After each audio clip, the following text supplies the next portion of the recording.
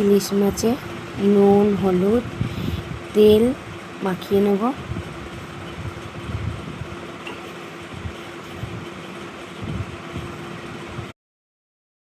এবার সর্ষেটাও দিয়ে নেব, সর্ষে বাটা দিয়ে নেব।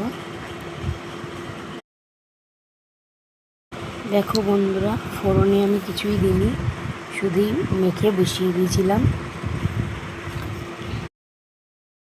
লতিটাও ছাড়িয়ে নিয়েছি, দেখো লতিটা ইলিশ মাছের মাথা দিয়ে আজকে লতিটা ভাজা করেছিলাম।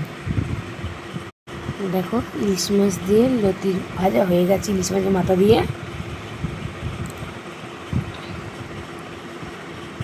ইলিশ মাছের ভাপাও হয়ে গেছে সর্ষে পোস্ত দিয়ে।